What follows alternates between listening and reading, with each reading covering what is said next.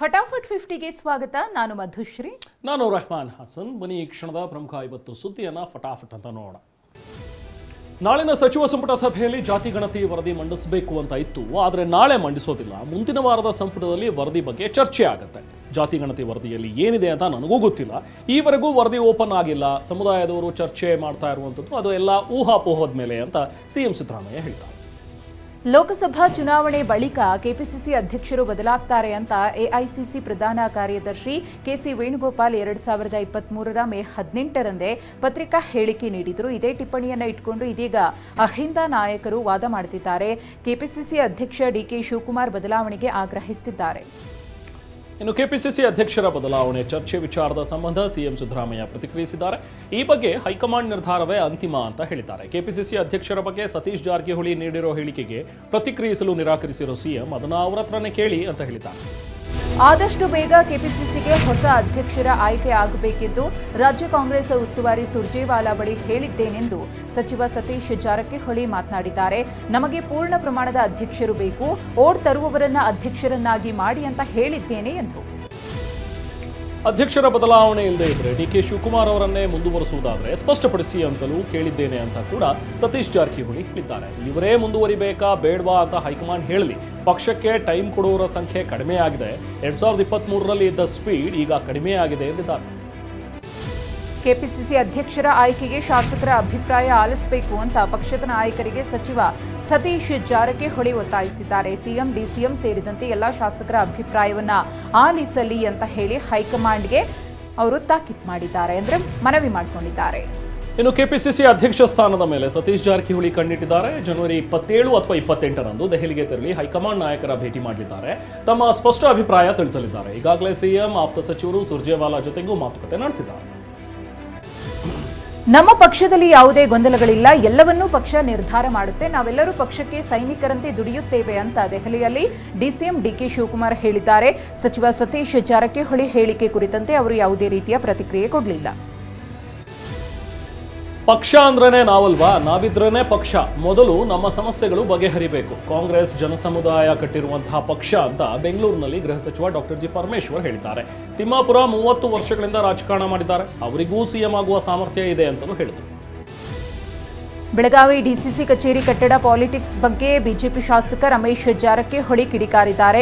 ಹೆಬ್ಬಾಳ್ಕರ್ ಎಷ್ಟು ಹಣ ಕೊಟ್ಟಿದ್ದಾರೆ ಗೊತ್ತಿಲ್ಲ, ಹಣ ಕೊಟ್ಟಿದ್ದೇನೆ ಅನ್ನೋದು ತಪ್ಪು, ಅದನ್ನು ಖಂಡಿಸ್ತೇನೆ. ಕಚೇರಿ ನಿರ್ಮಾಣದಲ್ಲಿ ಸತೀಶ್ ಕೆಲಸ ಮಾಡಿದ್ದಾರೆ ಎಂದ ಡಿಕೆ ಶಿವಕುಮಾರ್ ಅವರನ್ನ ಅಭಿನಂದಿಸುವೆ ಎಂದಿದ್ದಾರೆ.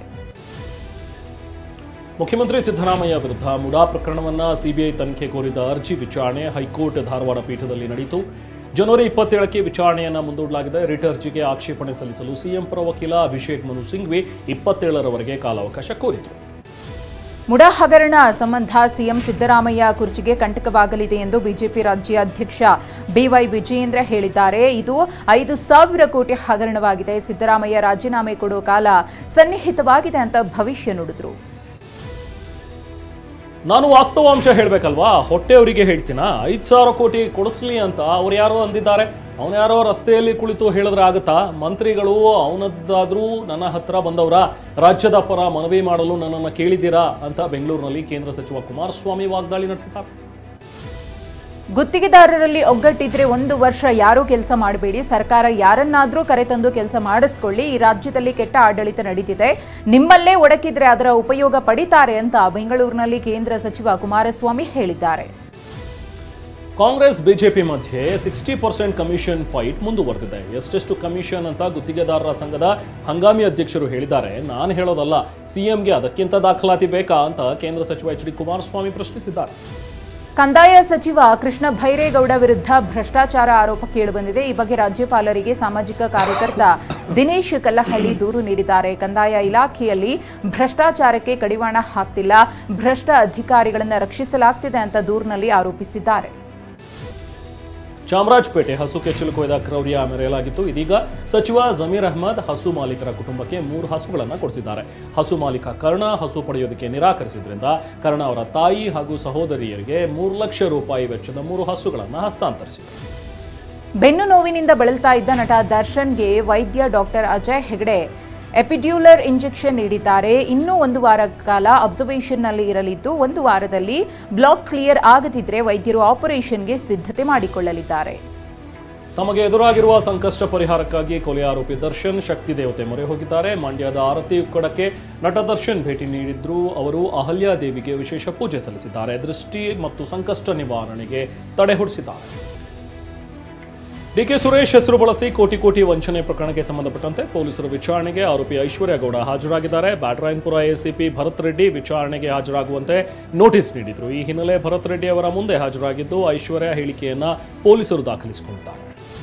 ಬೈಕ್ ಕಳ್ಳತನ ಮಾಡುತ್ತಿದ್ದವನನ್ನ ಬರ್ತ್ಡೇ ದಿನವೇ ಬಂಧಿಸಲಾಗಿದೆ. ಬೆಂಗಳೂರು ರಾಜಗೋಪಾಲ ನಗರ ಪೊಲೀಸರು ಕಾರ್ಯಾಚರಣೆ ನಡೆಸಿ ಆರೋಪಿ ಆನಂದನನ್ನ ಅರೆಸ್ಟ್ ಮಾಡಿದ್ದಾರೆ. ಬಂಧಿತನಿಂದ 15ಕ್ಕೂ ಹೆಚ್ಚು ಬೈಕ್ಗಳನ್ನು ವಶಕ್ಕೆ ಪಡೆಯಲಾಗಿದೆ.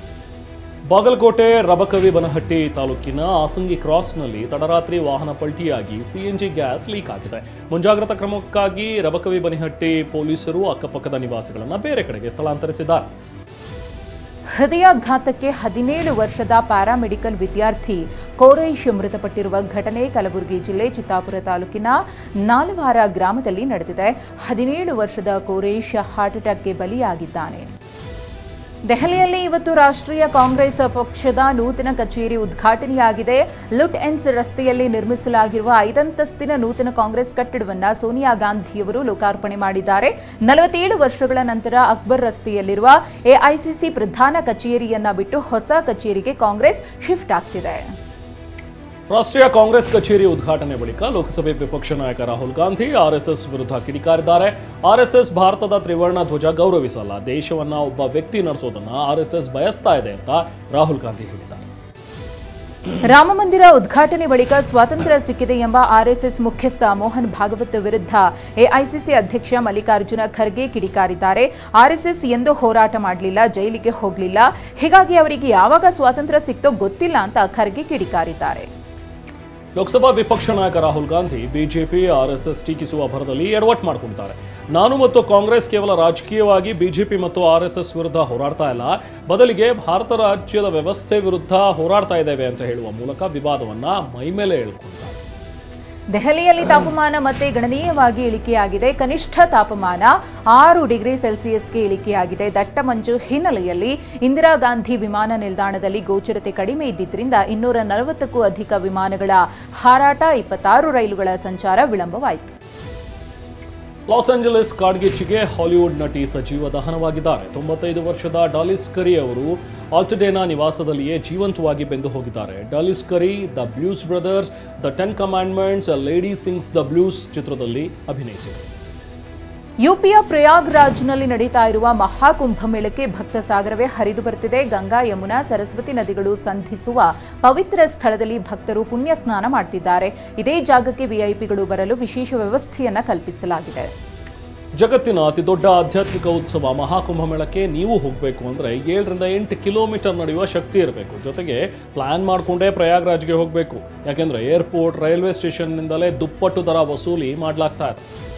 ಅತ್ಯಾಧುನಿಕ 3 ಯುದ್ಧ ನೌಕೆಗಳಾದ ಐಎನ್ಎಸ್ ನೀಲಗಿರಿ, ಐಎನ್ಎಸ್ ಸೂರತ್ ಮತ್ತು ವಾಗ್ಶೀರ್ ಜಲಾಂತರ್ಗಾಮಿ ನೌಕಾಪಡೆಗೆ ಸೇರಿವೆ. ಮುಂಬೈನಲ್ಲಿ ನಡೆದ ಕಾರ್ಯಕ್ರಮದಲ್ಲಿ ಪ್ರಧಾನಿ ಮೋದಿಯವರು ಈ 3 ಯುದ್ಧ ನೌಕೆಗಳನ್ನು ನೌಕಾಪಡೆಗೆ ಅರ್ಪಿಸಿದ್ರು.